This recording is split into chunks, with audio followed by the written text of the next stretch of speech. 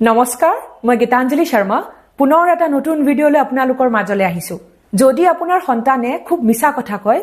মিছা কথা কোৱাৰ অভ্যাসে গঢ় লৈ উঠিছে তেতিয়াহলে এই ভিডিঅটো আপোনালোকৰ কাৰণে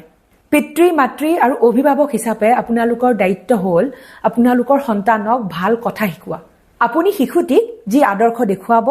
যি কথা শিকাব সেই আদৰ্শ আৰু কথাৰে সেই শিশুটিয়ে ডাঙৰ হৈ নিজক এজন ভাল ব্যক্তি হিচাপে গঢ়ি তুলিব পাৰিব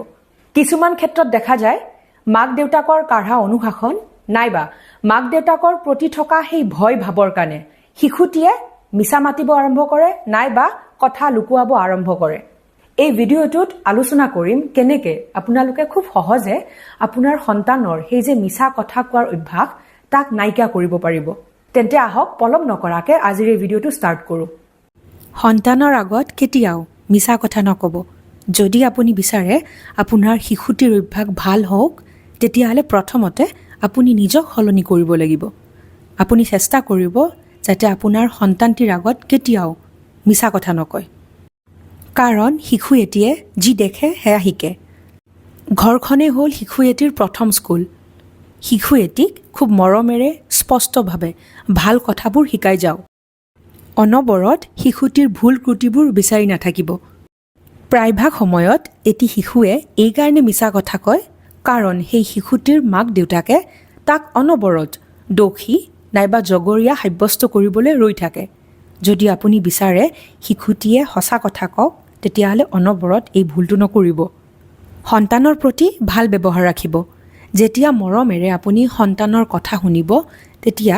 সন্তানটিয়ে ভয় নকৰাকে আপোনাৰ আগত সকলোবোৰ কথা খুলি ক'ব আৰু লাহে লাহে মিছা কোৱা অভ্যাস কমি যাব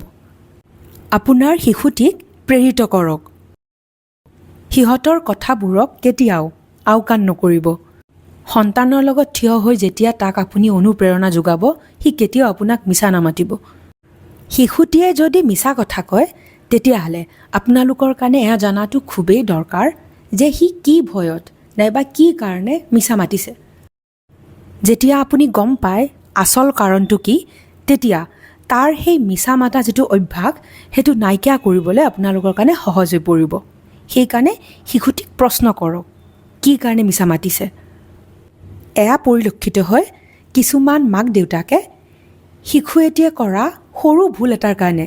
তাক খুব ডাঙৰ শাস্তি দিয়ে আৰু শাস্তিৰ ভয়ত শিশুটিয়ে মিছা মাতা আৰম্ভ কৰে সেইকাৰণে সন্তানক মৰমেৰে বুজোৱাটো খুবেই প্ৰয়োজন আশা কৰিছো এই ভিডিঅটো চাই আপোনালোক উপকৃত হ'ব তেন্তে আজিলৈ আহিছো এটা নতুন ভিডিঅলৈ আপোনালোকৰ মাজলৈ পুনৰ আহিম stay happy and stay healthy love you all